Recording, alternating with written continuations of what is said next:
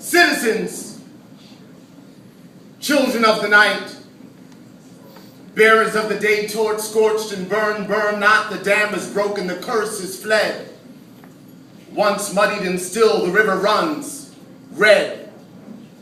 All those ships had never sailed, the ones with their sea cocks open that lied scuttled in their stalls, today I bring them back, huge and intransitory, and let them sail forever, forever the recurrence uncurrent, the wind cannot serve as shoots currency. Currently moon-marked and sun-sparked, unmarked bills, will I am certain I speak a new language, as is always the first sign of a new age.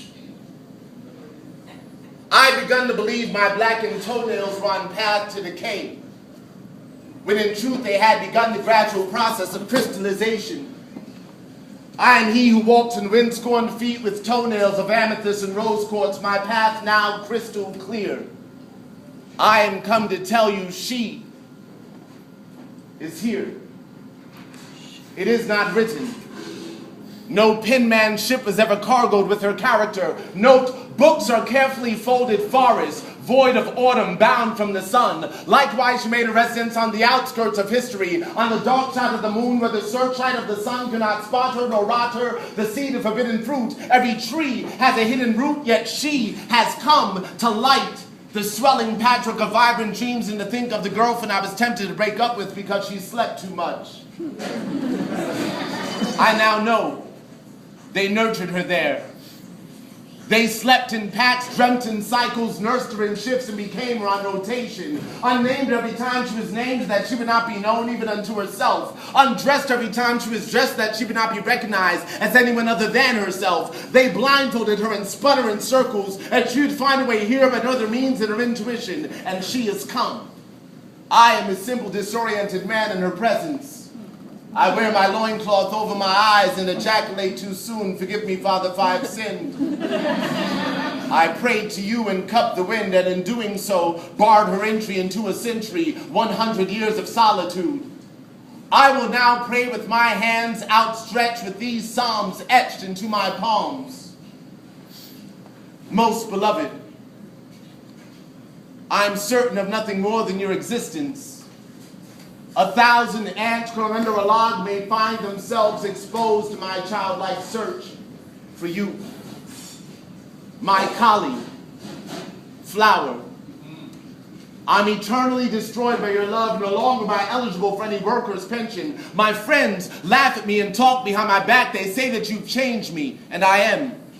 I'm like a survivor of the flood, walking through the streets drenched with God, surprised that all the drowned victims are still walking and talking. Maybe there's hope. I rush to each victim's side, sucking what I can of you out of your various incarnations, pumping their stomachs and filling them. To touch them is to touch you, to kiss them is to kiss you. My friends, love is an art form slightly removed from its element. Now one may ask, well, what does this mean? I respond, I've made it up, but it shall be from now on. From now on, cities will be built on one side of the street, so that soothsayers will have wilderness to wander and lovers space enough to contemplate a kiss. She kisses if she alone could forge a signature of the sun. I close my eyes, although I never knew the difference. I stood before a brighter light at lesser distance, and then a feeling, almost if nothing were ever bound to be repeated ever again, as if history had been as masterfully created as the Great Pyramids, and to reconstruct or relive any given moment would have to stem from an understanding of how the pyramids were built from the top down. And if one could understand such majesty, one would also understand that pyramids were first made of flesh, and that kisses are portals.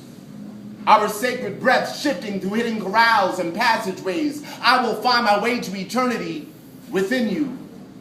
When I can feel you breathing into me, I, like a stone gargoyle atop some crumbling building, spring to life, a resuscitated angel light, sweep through city streets, my wings outstretched, making mothers clutch their young. And remember, and do you remember, dear ones, or has your history forsaken you? There are mysteries coded in song, chants sung round fires, all incantations calling forth this day. On this day, the drunks vomit in unison, though last night they drank from different cups. Children laugh and play, introducing their parents' invisible friends. lands. A country girl smiles, and 2 trees blossom out of season. Sea suns awaken, our mother has returned to wave us from uncertainty, once title. Twice born of wooden ships, thrice formed to mother's hips. Mother ships grace 2 lips, a poet's garden. 2 for 5, the going fast, the future's bargain. That change I heard my name, the river's parting. Hurry up, things bury up, the sun is darkened. Rivers like oceans, oceans like answers, questions in cloud forms, raindrops in stanzas. To be or not to see or not to. She had eyes like 2 turntables, mixed in between. My dreams and reality blend in ancient themes. The basis of Isis, cross faded to Ankh. The beat drops like a cliff, overlooking my heart. 6,000 feet above sea level. 3,300 bodies disassembled. The head bones connected to the cockpit, knee-jerk, ass backwards, dancing slaves in a mosh pit. Punk rock of Gibraltar, roll out, nothing's new. Mo blood dies the Mohawk, only this time it's you. And you never loved her for what you possessed. You powdered her face and came on her headdress. Oil slick feathers, putrid stench waterbed. Mother Nature's a whore, said the shotgun to the head. And it smelled like teen spirit. Angst-driven, insecure. A country in puberty, a country at war. The greatest Americans have not been born yet. They are waiting patiently for the past to die. Please give blood. Those crumbled tablets were to share his story with the burning bush.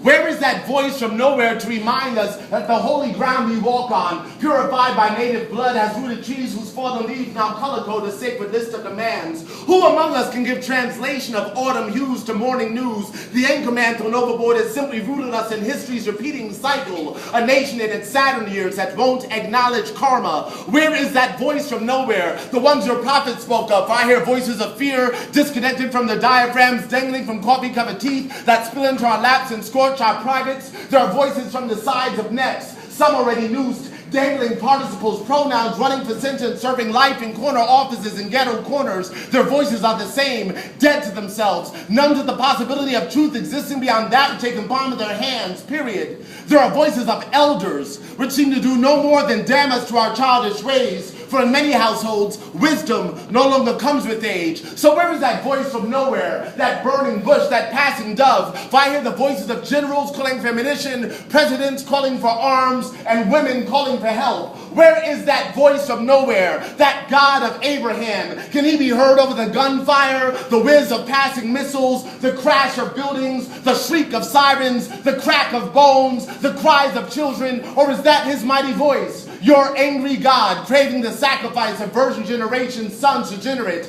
Your holy books, written in red ink on burning sands. Your prayers between rounds do no more than fasten the fate of your children to the hammered truth of your trigger. A truth that mushrooms its darkened cloud of the rest of us, so that we too bear witness to the short-lived fate of a civilization that worships a male God. Your weapons are phallic.